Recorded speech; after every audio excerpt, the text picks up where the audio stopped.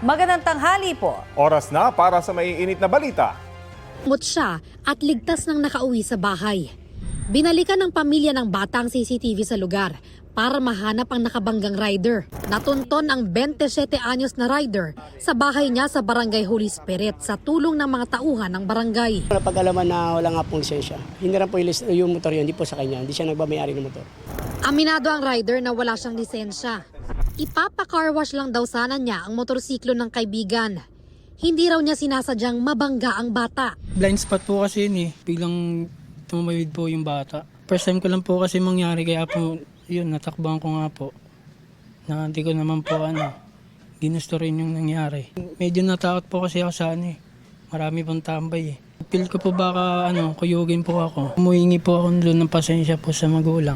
Sinampahan na siya ng reklamong reckless imprudence resulting in slight physical injuries, abandonment of one's own victim, at driving without a license. May paalala naman ang barangay sa mga motorista. Mahigpit po namin na pinagbabawal ang pagpapatakbo ng mga mabilis kasi residential area po to.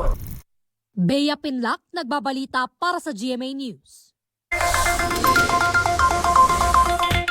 Abiso sa mga motorista, may inaasahan ulit na rollback sa diesel sa susunod na linggo.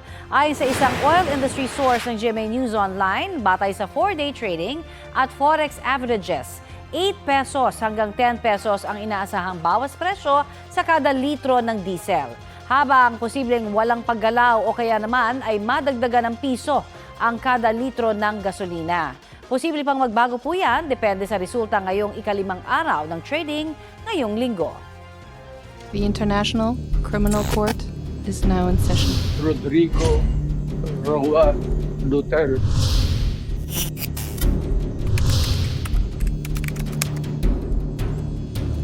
Sasalang sa paglilitis si dating Pangulong Rodrigo Duterte sa International Criminal Court matapos kumpirmahin ang mga reklamong crimes against humanity laban sa kanya dahil sa umuning extrajudicial killings dito sa Pilipinas. Balitang hatid ni Jamie Santos. The judges of Pretrial Chamber 1 of the International Criminal Court unanimously confirmed all the charges against Rodrigo Roa Duterte and committed him to trial before a trial chamber. 2 buwan matapos ang confirmation of charges hearing ni dating Pangulong Rodrigo Duterte dahil sa crimes against humanity for murder and attempted murder, kinumpirma ng International Criminal Court o ICC Pre-Trial Chamber 1 ang lahat ng charges laban sa kanya. Ibig sabihin, sasalang sa trial proper ng ICC ang dating Pangulo. There are substantial grounds to believe that Mr. Duterte is responsible for the crimes against humanity of murder and attempted murder. These crimes were allegedly committed as part of a widespread and systematic attack against the civilian population on the territory of the Republic of the Philippines between the 1st of November 2011 and the 16th of March 2019 in the context of the war on drugs campaign. 3 counts ng crimes against humanity for murder and attempted murder ang kinakaharap ni Duterte. Sakop nito ang ilang pagpatay sa mga umano'y drug pusher at magnanakaw noong siya pa ang mayor ng Davao City. At mga pagpatay mula 2016 hanggang 2018 sa kasagsagan ng kampanya kontra droga noong si Duterte na ang Pangulo ng bansa. Batay raw sa mga ebidensya, organisado ang pagpaslang na nagsimula sa Davao City at nagpalawig sa buong bansa nang maupo sa Malacanang si Duterte. The judges based their decision on the evidence and arguments presented by the prosecutor and the defense during the confirmation of charges which took place in February 2026. The judges also considered the submissions of the parties and participants, including participating victims.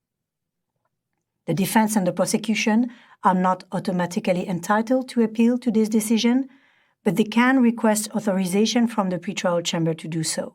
Haharap si Duterte sa paglilitis sa ilalim ng iba't ibang uri ng pananagutan bilang indirect co-perpetrator dahil sa pag-utos, pag-udyok at pagsabwatan sa mga krimen. Sa ilalim ng Rome Statute, kailangang humarap si Duterte sa mga pagdinig. Trials at the ICC are fair and impartial, and the defense will have sufficient time to prepare its case while respecting the rights of victims. Sa isang pahayag, sinabi ng Office of the Prosecutor na natutuwa sila sa naging desisyon ng pre-trial chamber. Pinapakita raw nito ang lalim ng investigasyon at malakas na ebidensyang iniharap nila. Mahalagang yugto raw ito sa pagsisikap nila na isulong ang pananagutan para sa mga biktima ng umano'y extrajudicial killing sa Pilipinas noong panahon ng panunungkulan ni dating Pangulong Duterte. Ayon naman sa mga ICC-appointed counsel ng mga biktima na sina Attorney Joel Butuyan at Attorney Gilbert Andres, ang desisyon ay isang malakas na mensahe sa international community na ang international justice system ay gumagana para panagutin kahit pa ang isang dating Pangulo gaya ni Duterte. Isang pag-asa raw para sa mga biktima ang desisyon ng ICC Pre-Trial Chamber 1. Sabi naman ni Assistant to Counsel Attorney Cristina Conti, wala raw silang pagsidlan ng tuwa at pasasalamat sa ICC sa mabilis at pulidong mga desisyon. Tama umano ang naging hakbang ng pagdulog at pagrereklamo sa ICC. Siyempre masaya po kami dahil malinaw na may kapangyarihan ng ICC na silipin. Ito po ang final na desisyon patungkol sa jurisdiction. Hindi naman daw nagulat ang kampo ng dating Pangulo sa desisyon ng Pre-Trial Chamber 1. Sa isang text message sa GMA News, sinabi ni Lead Defense Counsel Attorney Nicholas Kaufman na base raw ang desisyon sa mga hindi napatunayang pahayag ng mga self-confessed murderers na ginawang cooperating witness, ni hindi nga raw nasuri ang kredibilidad ng mga testigo sa confirmation hearing. Dahil sa desisyon, magkakaroon na raw ng ibang katauhan ang mga witness. Patutunayan daw ng depensa sa paglilitis na ang tinutukoy na state policy ay kathang-isip lamang. Ipinakikita rin daw ng depensa na ang ebidensyang nagmula sa mga testigo ay walang anumang bigat o halaga. Inaasahan na rin daw ni dating Chief Presidential Legal Counsel Attorney Salvador Panelo ang desisyon. Pero kung ebidensya raw ang pag-uusapan, dismiss na dapat ang kaso. Ang Malacanang naman, iginagalang daw ang desisyon ng ICC.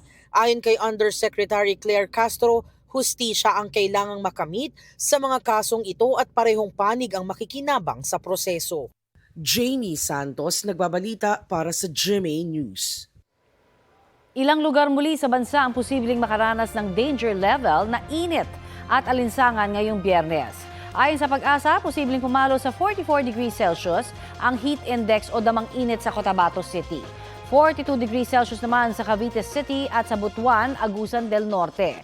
Ang ganyang katinding heat index ay maaaring magdulot ng heat stroke kaya iwasan pong magbilad sa arawan. Extreme caution level naman ang posibleng heat index na 41 degrees Celsius sa Iloilo City. 40 degrees Celsius sa 16 na lugar sa bansa. Dito po sa Metro Manila, posibleng umabot sa 39 degrees Celsius ang heat index partikular sa Pasay. Nananatiling mababa ang tsansa ng ulan sa halos buong bansa hanggang sa darating na weekend. Maliban po sa posibleng light to moderate rain sa ilang lugar, partikular sa Northern Luzon hanggang bukas. Habang sa Mindanao naman sa darating na linggo. Ayon sa Pag-asa, easterlies ang makakaapekto at nakakaapekto nga po sa ngayon sa may Southern Luzon kasama ang Metro Manila, Visayas at Mindanao. Tumila po ng dalawang pedestrian matapos mabundol ng isang motorsiklo sa Cotabato City. Tumakas ang rider na menor de edad. Sugatan ng isa sa mga biktima na isinugod na sa ospital. Ligtas naman ang kasama niya. Ayon sa pulisya, kakababa lang mula sa pampasaherong multicab ang mga biktima ng mabundol ng motorsiklo. Nagpunta kalaunan sa presinto ang ina ng rider at nakipag-areglo sa mga biktima. Patay sa pananaksak ang isang babae sa Las Piñas. Ang ugat umano ng krimen, selos. Balitang hatid ni Bam Alegre. Karumal-dumal ang sinapit ng 37 taong gulang na babae matapos pagsasaksakin sa EDSAN compound sa Barangay Manuyo 2, Las Piñas. Ang suspect, kagawad sa mismong barangay. Nasa kustudiya na siya ng pulisya. Nakunan siya ng 2 patalim na posibleng ginamit daw sa krimen. Ang atin pong suspect ay isang elected official. Nakakalungkot na na-involve siya sa ganitong bagay pero nahuli naman natin yung suspect at detain siya ngayon. Allegedly, may parang lovers quarrel or meron ding jealousy. Lumalabas sa investigasyon ang anggulong crime of passion dahil may namagitan daw noon sa biktima at suspect batay sa investigasyon. Bumitaw na raw ang biktima dahil meron siyang live-in partner. Ayon sa kinakasama ng biktima, dati nang ginigipit at pinagbabantaan ng kagawad ang biktima. Humingi ng green card tsaka yung sa PWD. Tapos ito si kagawad, parang may pag pinagsasamantala niyo yung pagkakainaan ng tao. Kung di ka man lang mapunta sa akin, ipapatay na lang kita, ipadampot kita. Hustisya ang kanilang hiling. Wala pang pahayag ang suspect na binabantayan ng pulisya sa ospital matapos dumaing na tumaas ang kanyang blood pressure. Karumal-dumal ang ginawa niya sa asawa ko. Kailangan niyang pagbayaran, lahat ng gastusin. Dapat mabulok siya sa bilangguan. Isang public servant pa naman siya. Bam Alegre, nagbabalita para sa GMA News. Ito ang GMA Regional TV News. Humingi ng paumanhin ang dating alkalde ng Alakapan na Cagayan na si Harry Florida matapos pumasangkot sa nag-viral na video na umano'y gas and run. Sabi ng dating alkalde, walang katotohanan ang sinasabi online na insidente ng gas and run ang video kung saan makikitang humahabol ang isang lalaki sa sasakyan. Hindi raw sila nagpakarga ng gas at hindi rin daw tinakbuhan ang sinasabing gas attendant. Anya, siya ang may-ari ng gasolinahan at ang lalaki sa video ay hindi gas attendant kundi isang taga Pampanga na kinupkup nila ng kanilang pamilya 3 dekada na ang nakalipas. Pinasakay rin daw ang lalaki kalaunan at kasama nilang nagmerienda. Handa raw ang dating alkalde na harapin ang parusang ipapataw sa kanya. Nauna nang nag-issue ng show cause order ang LTO sa 3 sakay ng SUV kabilang ang dating alkalde. Sinuspindi rin ng 70 araw ang lisensya ng driver at isinailalim sa alarma ang sasakyan habang patuloy ang investigasyon. Pasensya na po kung sa mata ng iba ay hindi po nakakatuwa sa inyo. Pero yun po ay sa aming dalawa po yun. No? Sa amin po yun. Wala tayong magagawa kung ganun po ang inyong pananaw. Humihingi po tayo ng paumanhin. Hindi pa man tapos sa mga pagdinig ng House Justice Committee sa impeachment complaints laban kay Vice President Sara Duterte, nakikita na ng ilang mambabatas ng probable cause ang mga reklamo para ma-impeach ang bise. Balitang hatid ni Tina Panganiban Perez.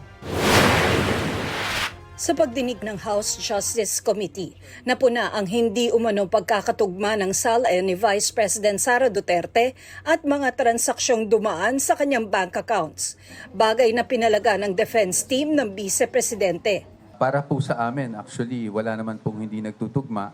Perhaps it's just the way that things were presented. Kung accurate ba yung presentation na gano'n. Ang sabi ng Anti-Money Laundering Council o AMLAC, mayroong mahigit 600 covered at suspicious transactions na dumaan sa mga bank account ni Duterte at kanyang asawang si Attorney Manasseh Carpio na aabot sa 6.7 billion pesos. Pero giit ng defense team, hindi raw nangangahulog ang may malinang ginawa. Suspicious transactions does not equate to any wrongdoing or unlawful activity. Perhaps the bank thought or tagged it as suspicious, so umakyat sa AMLAC. Hindi naman ibig sabihin nun, illegal na kaagad, or may money laundering na kaagad, or may krimen na kaagad. Umabot daw sa halos 7 bilyong piso ang halaga ng mga transaksyon dahil pinagsama-sama ang halaga ng mga transaksyon sa loob ng 18 taon. Ibig sabihin, lahat ng withdrawals mo, lahat ng deposits mo pagdating sa inflow and outflow, pinagsama-sama. Kasi aggregate yung ginagawang number. So lahat ng inflows dyan, lahat ng outflows dyan, ina-add up lang. Kaya may tendency talaga na maging bloated yung figures. But it is not determinative or conclusive as to magkano ba talaga yung nasa loob ng account. Sa isang pahayag, pinuna ni Duterte ang mga opisyal ng AMLAC dahil hindi raw nila nilinaw na walang findings na mga paglabag sa batas ang kanyang mga transaksyon at hindi totoong may bilyones sa kanyang mga bank account. Sabi niya, nakadeklara sa kanyang SALN ang lahat ng kanyang pera at ari-arian. Ang bawat sentimo raw ay lehitimo at may kaukulang dokumento. Binanggit din niya ang inilabas na Notice of Disallowance ng Commission on Audit sa confidential funds ng OVP. Tila itinaon daw ang paglalabas ng report at naaayon sa mga nararanasan niyang political attack.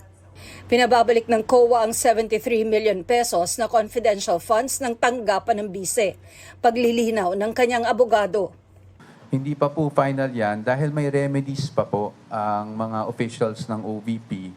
Again, motion for reconsideration within 30 days. And then, upon denial, kung ano man ang balanse ng 30-day period na yon, ay maaari pa kaming umakyat sa Supreme Court on Rule 64. At doon lang po sa desisyon ng Supreme Court, magiging final itong disallowance na ito.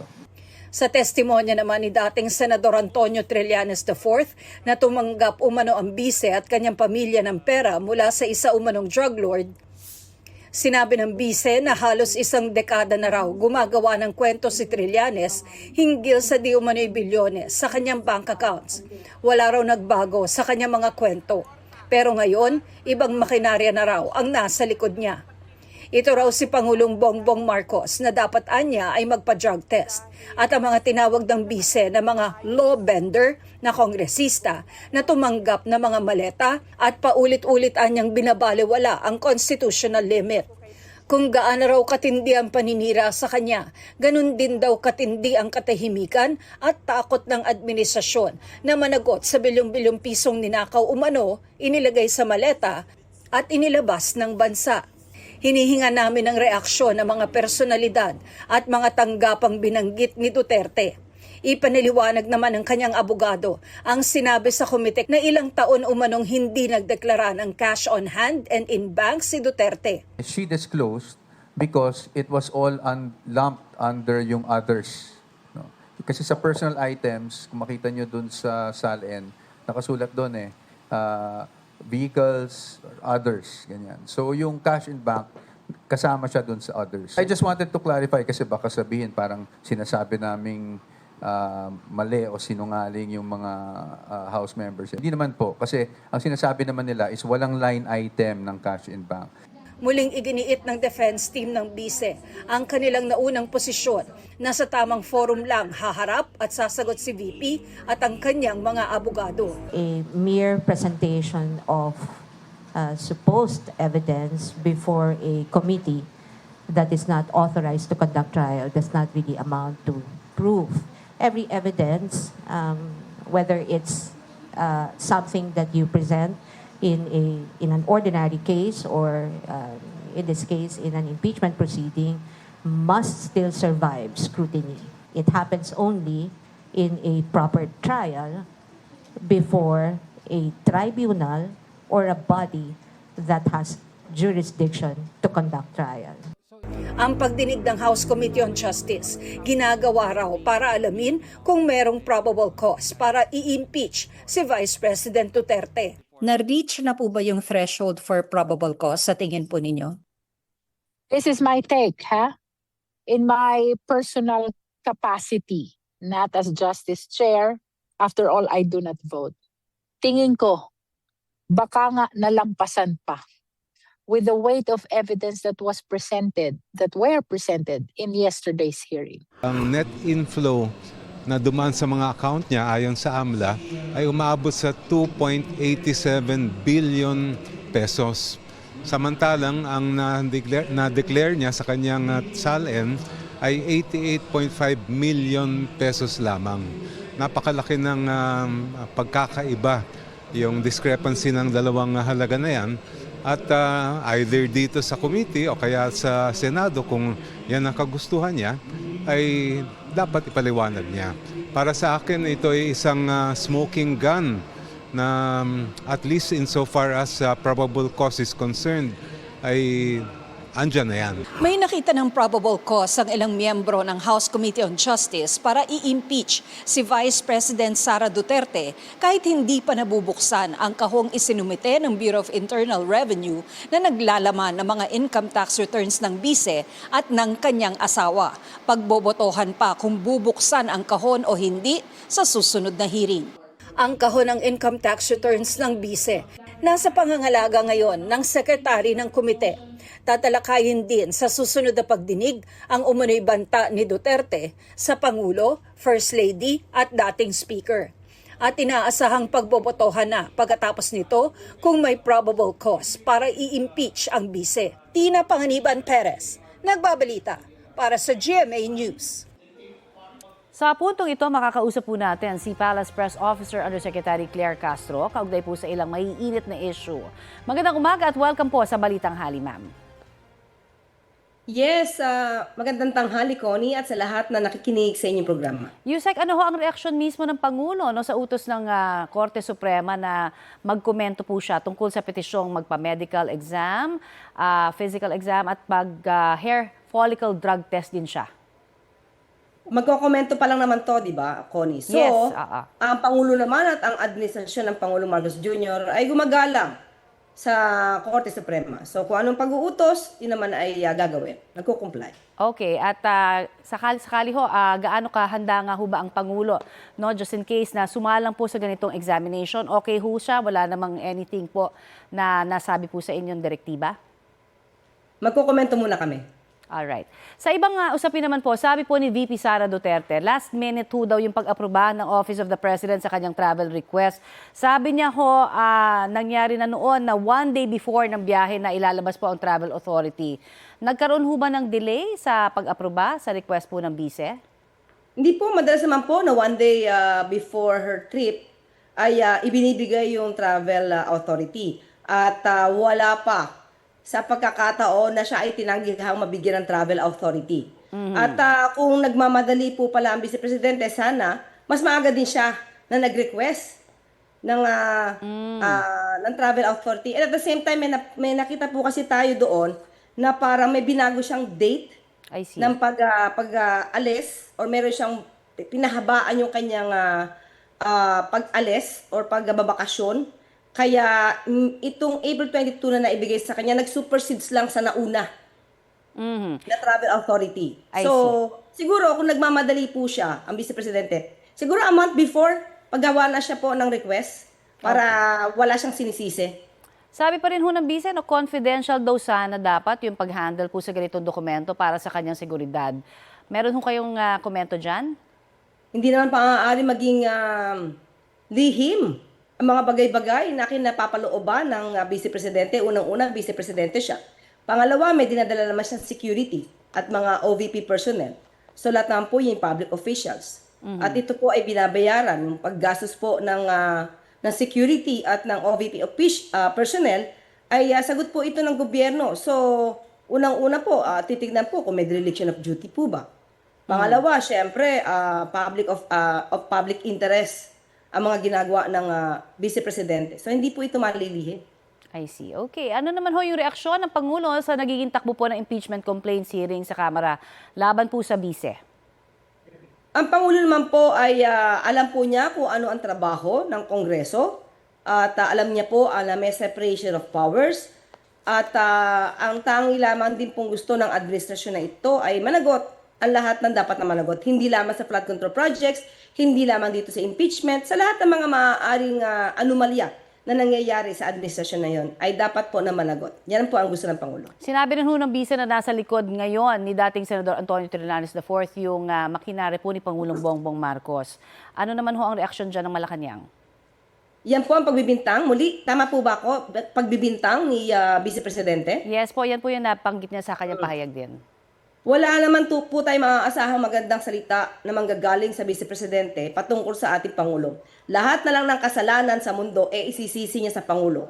Pati yung mga EJK na ginawa ng kanyang ama di umano ay sinisisi niya pa rin sa Pangulo. Nangyayari sa kanila, ang sisisihin niya po ay ang Pangulo. At yan po naman ay wala pong kinalaman kung ang transaksyon po na ito ay dati pa siyang mayor, dati siyang vice mayor, wala pa po sa posisyon bilang presidente si Pangulong Marcos Jr. So yung mga transaksyon na umikot at na ipakita po ng AMLAC na bilyong-bilyong piso, hindi naman po kasama ang Pangulo sa transaksyong kanyang pinaupalooban. So paano magiging kasalanan ng Pangulo ito? Okay. Ito po, follow-up lamang din po doon sa pagbubukas naman. Ito pong box po ng tax records po ng Vice Presidente at ng kanyang asawa. Ang sabi po ni dating BIR Commissioner Kim Henares, maaari daw mag-request ang BIR Commissioner ngayon sa Pangulong Bongbong Marcos no, na mapirmahan ito para mabuksan. Willing ho ba ang Pangulo kung sakasakali ho na i-request ito ng BIR na pirmahan para ho mabuksan na itong kanyang tax records po ng bise? Sa ngayon po, Ma'am Connie, wala pa pong naibibigay sa ating anumang komento patungkol po dyan. Okay. Ipaparating po natin sa Pangulo. Okay. Mapunta naman po tayo sa naging pahayag naman ni dating Speaker Martin Romualdez. Ang sabi po niya naman na kabilang ang hekutibo sa mga kumikilos para sa national budget. Ano ho ang tugon niyo dyan? Of course, nanggagaling po ang NEP mula sa executive. At yun po ang nasa batas. So wala naman pong question doon. So, do you agree na sa sinabi rin ho ni Congressman Romualdez, yung katagang command responsibility dapat yan ng Executive Department pagdating po sa implementasyon ng flood control projects? Okay, ang pag-i-implement po kasi talaga ng flood control projects ay nagbumula po sa DPWH. Sila naman po talaga ang may mandato dito. At kung sinasabi niya na people implementing on the ground, ay masasabi po natin na talagang DPWH. Kaya nga po, nung may nakita ang Pangulo at mayroon siya naramdamang may anomalya, hindi po ba pinasimulan po niya ang pag-iimbestiga? So yan po ang trabaho ng Pangulo, hindi lamang po maging mag-govern, kundi talaga linisin ang mga maaaring anomalya sa administrasyon niya. At yan po ang ginawa ng Pangulo, hindi po siya nagpatumpik-tumpik, napaimbestigahan ang dapat napaimbestigahan. Bilang Pangulo, yan po ang kanya mandato. Ang isa po sa sinasabi kasi kung may nakita pala, dapat hindi ho pinirmahan ng Pangulo. Kung may nakitang ano po? Kung may mga nakitang irregularidad po, bakit po pinirmahan pa itong ng Pangulo, ito pong budget dyan? Hindi naman po agad makikita kung may anomalya ang budget. Makikita lamang po yan kung hindi ginamit na tama yung pondo.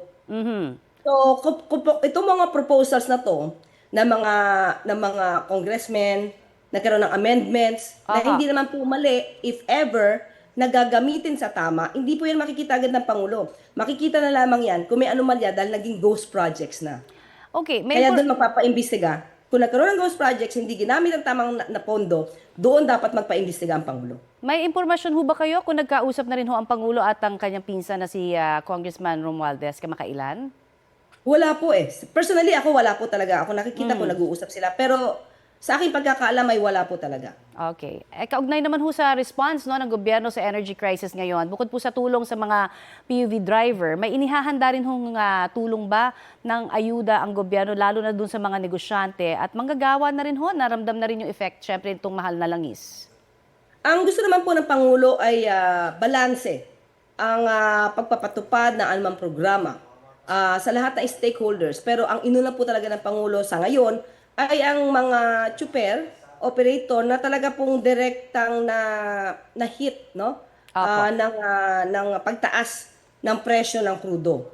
At unti-unti po, meron na po tayong mga programa sa SSS, GSIS, sa Pag-ibig, at pati po ang DOH para po maagapayan ng ating mga kababayan, pati mga OFWs. Marami po programa, hindi lamang po ito para sa transport sector. Marami naman po, pati sa magsasaka at sa mga mangisda, ay maraming proyekto po at programang Pangulo. Okay, ito nga pong energy crisis na ito, laging usapin ho yung budget no, para sa short-term, long-term solution. Yung pong naitatag pong Maharlika Wealth Fund, hindi ho ba kaya daw makakatulong yun ngayon, lalong-lalo na sa pangangailangan po ng mga kababayan natin? Hindi po pa ako na-update patungkol po sa Maharlika Wealth Fund. Ipapaalam ko po dahil hindi pa po sa atin ito na-i-issue ngayon. Alright. Maraming pong salamat sa inyo pong oras na ibinahagi sa amin dito sa Balitang Hali, ma'am. Maraming salamat sa iyo, Connie. Yan po naman, si Palace Press Officer Yusek Claire Castro. Susubukan po nating hinga ng reaksyon si Vice President Sara Duterte kaugnay sa mga pahayag ni Yusek Castro. Nagsimula na ang pamimigay ng 5,000 pesos na ayuda para sa mga taxi driver. May ulat on the spot si Oscar Oida. Oscar? Yes, Connie, ongoing nga ngayon ang payout para sa mga taxi drivers dito sa may LTFRB Central Office dito sa may East Avenue. Sa mga sandaling ito, bukod sa mga nasa listahan, no, yung sinasabi na sa master list, ay in-accommodate na rin yung mga wala sa master list. Kaya naman maraming drivers na nandito ngayon. Yung mga nasa listahan ang binibigyan ngayon dito sa may LTFRB, habang yung wala naman sa listahan ay pumipila ngayon dito sa may LTO. Magtatagal ito hanggang Sabado o bukas. Marami sa mga taxi drivers dito na nagpalipas ng magdamag. Pero marami pa rin daw sa kanila ang wala pa rin sa inilabas na listahan para sa payout. Bit-bit ngayon nila ang mga dokumento na kailangan para sa verification at pag-claim ng ayuda. Nang tanungin kung bakit kulang-kulang ang listahan, ayon kay LTFRB Chairman Vigor Mendoza, kulang kasi ang listahang ibinigay sa kanila ng mga operators. Pagtitiyak naman ni DOTR Secretary Giovanni Banoy Lopez, mabibigyan ang lahat ng naririto basta't mapapatunayan na sila ay mga lehitimong taxi driver. Sa mga sandaling ito ay umabot na nga dito sa labas ng tanggapan ng LTO yung listahan ng mga taxi drivers na umaasang makakakuha ng payout o ayuda, bagamat hindi naman ito nakakaapekto sa daloy ng trapiko sa mga sandaling ito. Connie? Maraming salamat, Oscar Oida. Ito ang GMA Regional TV News. Nasawi ang isang construction worker sa Bindoy Negros Oriental matapos siyang aksidenteng mahatak papasok na isang umaandar na cement mixer. Base sa investigasyon, may tinitingnan sa loob ng cement mixer ang 31 anyos na construction worker nang mahagip ng umaandar na makina ang kanyang damit. Nahirapan ang rescuer sa pagkuha sa kanyang katawan. Dinala siya sa ospital pero namatay rin kalaunan. Patuloy ang investigasyon kabilang ang pag-alam kung may nangyaring foul play. Wala pang pahayag ang construction company na may proyekto sa lugar.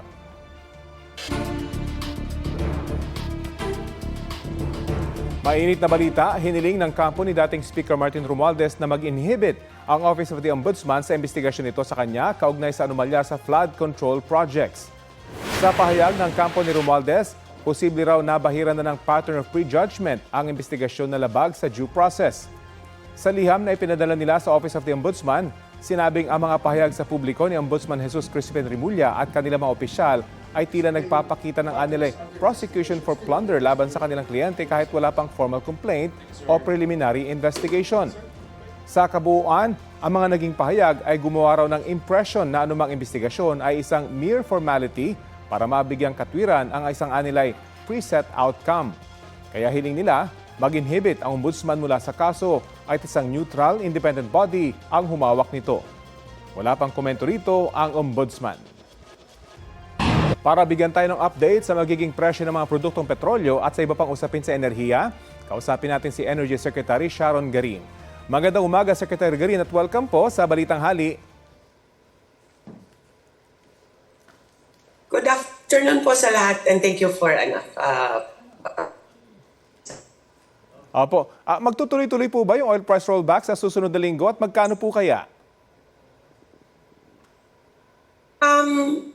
Yung price rollback kasi or yung change, kailangan namin mga 5 days na average. So mulang Lunes hanggang Friday today, kailangan namin yung complete data. So ma-announce namin siguro yan by this weekend pa. Tatapusin muna yung trading for today and then we will know kung ano yun po yung amount. So far naman parang mukha namang may rollback siya. Pero observe muna natin, ayoko lang muna mag-speculate hanggang sigurado na po. Kamusta po yung supply ng produktong petrolyo sa bansa? Ang supply po natin maayos naman at ang mga oil companies natin tuloy-tuloy yung bili nila. Pati yung PNO Gustina, yung gobyerno yung bumibili. Hanggang mga 54 days ang ating supply. So, enough yung 54 days na yan para maghanap pa ng dagdag pa habang kinukonsumo natin. So, so far po steady lahat po ng mga produkto, gas, diesel, kerosene tsaka LPG, even jet fuel.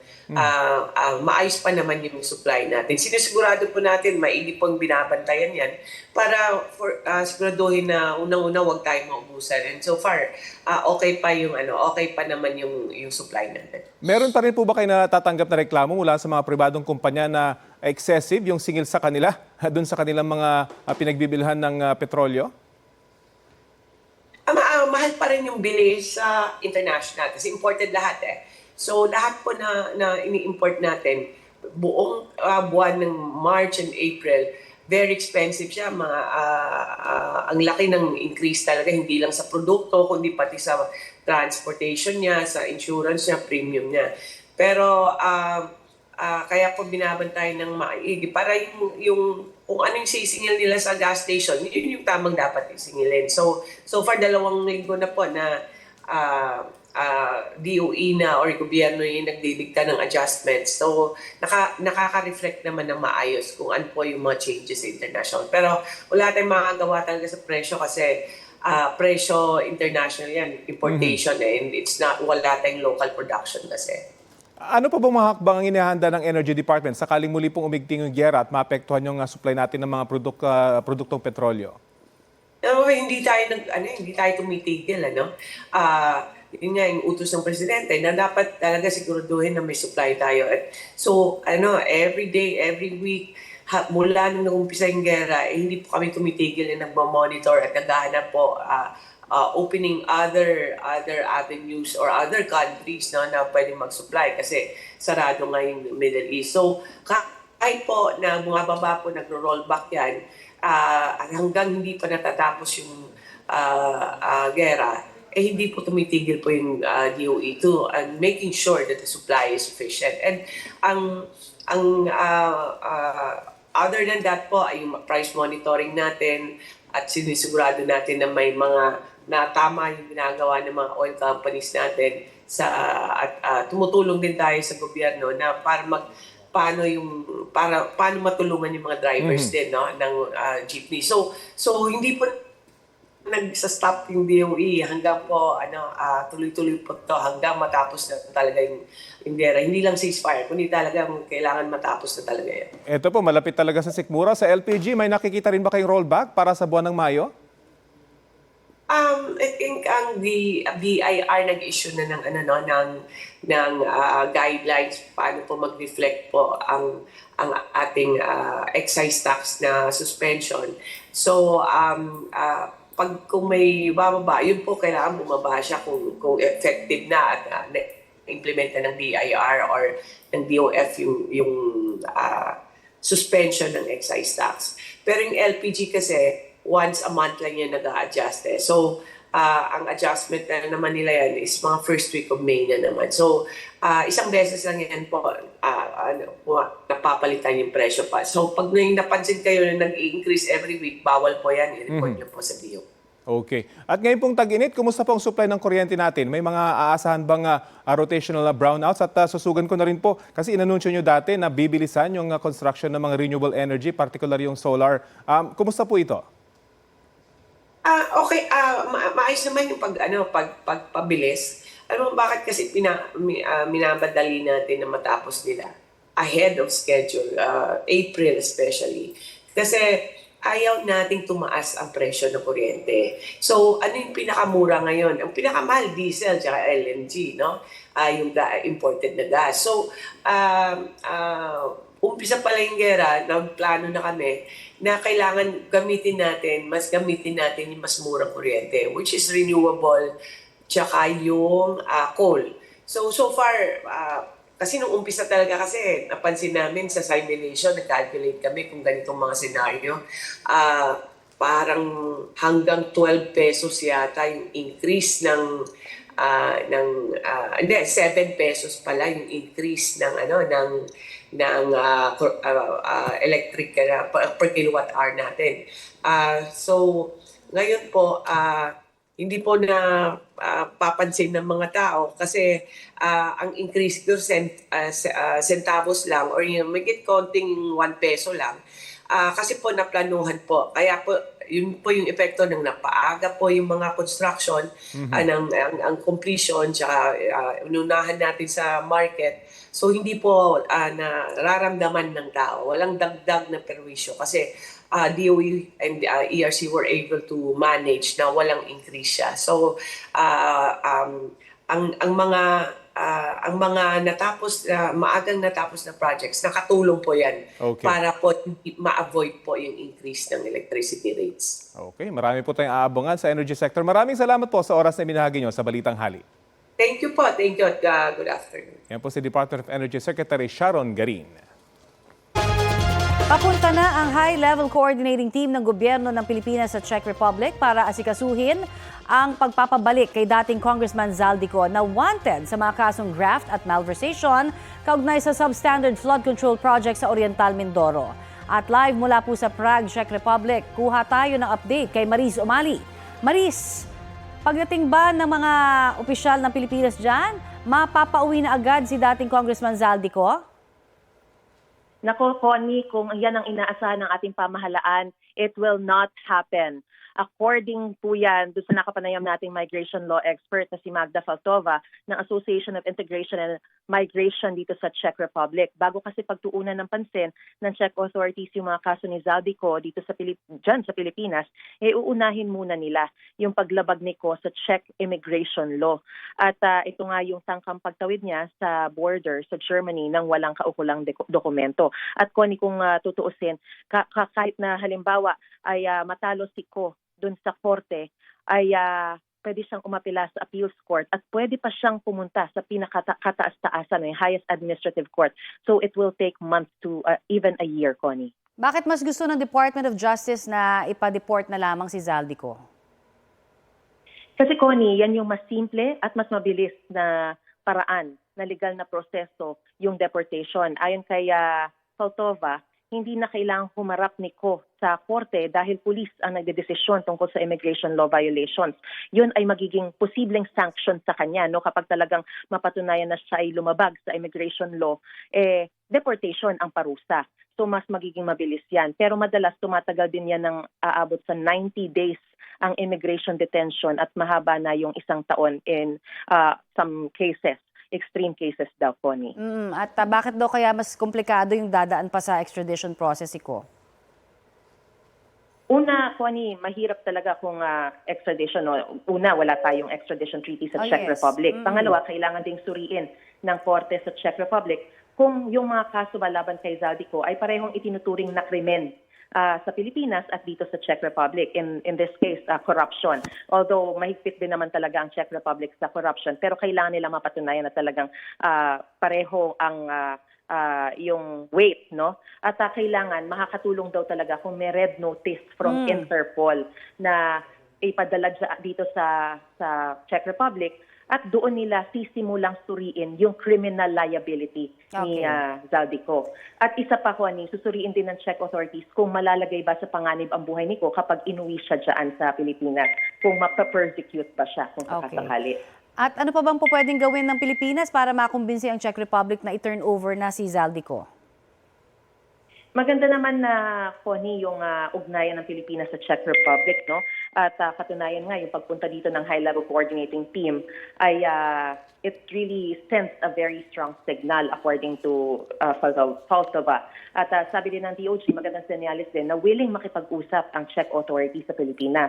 Pwede rin gamitin ng ating gobyerno yung United Nations Convention Against Corruption, pero kailangan pa rin daw ng red notice kasi from Interpol, Connie, kung yan ang ruta na gagamitin ng ating bansa para mapauwi ang ating si Zaldico dyan sa Pilipinas. Dahil parehong signatories dyan yung Pilipinas at Czech Republic, tiniyak na rin ng Malacanang na sisiguraduhin yung kaligtasan ni Ko kung ibinalik siya dyan sa Pilipinas. Pero yun nga, kailangan sana na may red notice from Interpol para masimulan ng Czech Republic o yung Czech authorities yung pag-iimbestiga dun sa kasong kinakaharap niya, which is corruption and malversation. Maraming salamat, Maris Umali.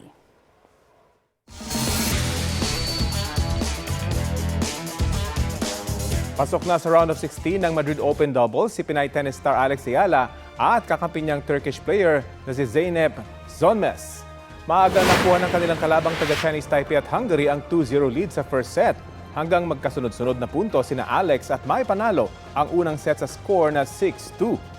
Ganyan din ang score sa second set. Hinihintay pa kung sino ang makakalaban nila sa susunod na round.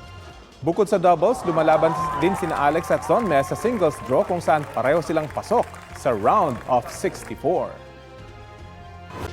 Matapos ang mahigit isang taon mula noong siya'y maaresto sa Pilipinas, nakatakda na ngang litisin ang kasong crimes against humanity ni dating Pangulong Rodrigo Duterte sa International Criminal Court. Yan ay matapos kumpirmahin ng ICC ang lahat ng charges laban kay Duterte. Ang tanong ngayon, ano ba ang mga mangyayari sa trial stage ng kaso? Ayon sa ICC, tulad noong pre-trial, 3 rin ang magiging hukom sa trial stage. Pero hindi na pwedeng kunin ang pre-trial judges para umupo bilang hukom sa trial chamber.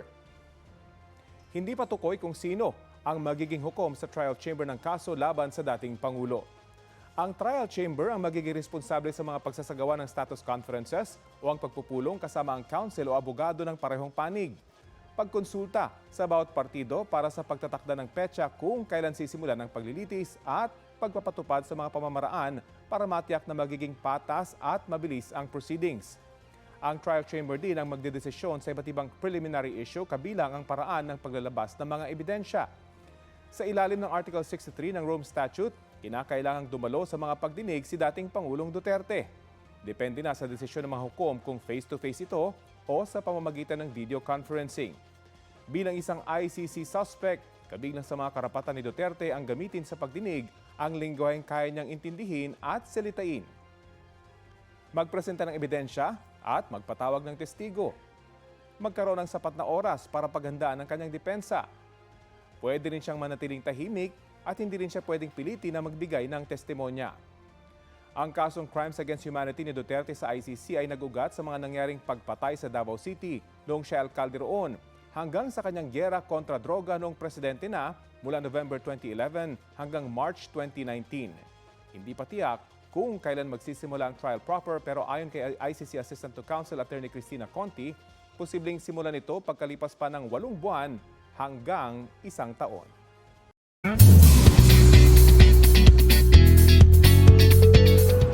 Sa kabila ng kanyang busy schedule, gusto raw ni Kapuso actress Bea Alonzo na ma-enjoy pa rin ang summer. Ang kanyang top-of-mind destination, beach. Ngayon tag-init siguro, gusto ko sana mag-beach kung maisisingit. I haven't gone to the beach in a while. Medyo matagal na yung huli ko. So I really am looking forward to going back. I'm actually working this summer. I'm doing a soap. So yeah, watch out for that. Nag-share naman si Carla Abellana na pupunta sila ng kanyang husband na si Dr. Reginald Santos sa Europe for their honeymoon. First will be France, so sa Paris. Next will be in Switzerland, and then the third will be in Italy. Bukod sa pagsama sa Sparkle Run sa Mayo, excited ding mag-beach ang PBB Celebrity Collab Edition 2.0 alumni na si Heath Hornales at Caprice Cayetano. Gusto ko makapunta po ng Boracay, tsaka pa makapag-swimming po. Kasama ba yung PBB batchmates or with your family? Abangan na lang po. Pupunta po kami sa Boracay for a brand po. Looking forward naman si Kaylin Alcantara sa kanyang next project. Nagtatrabaho man daw, ma-e-enjoy pa rin niya ang summer. Itong next na show ko, connected din siya sa summer vibes. Yes. Punta ka ng beach, ganyan. Yes. Athena Imperial nagbabalita para sa GMA News.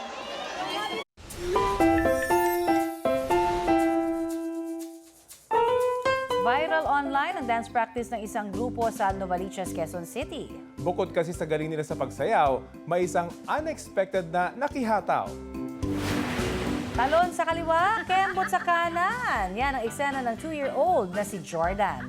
May pitik at may bitaw na para bang member talaga siya ng dance troupe na nagsasanay sa labas ng kanilang bahay. Pati dance formation ng grupo parang inaral din ng batang bibo. Kwento ni Youth Cooper Crystal Paz, nag-walking lang sana si Jordan kasama ng kanyang lolo matapos ang hapunan. Hindi raw niya inakalang magiging dessert ng kanyang anak ang dance floor.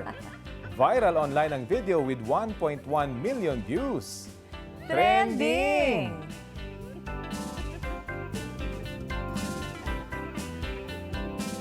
Yan ang may init na balita ngayong tanghali. Ako po si Connie Season. Rafi Tima po. Ito po ang GMA News. Walang kinikilingan, walang pinoprotektahan. Noon at ngayon, serbisyong totoo.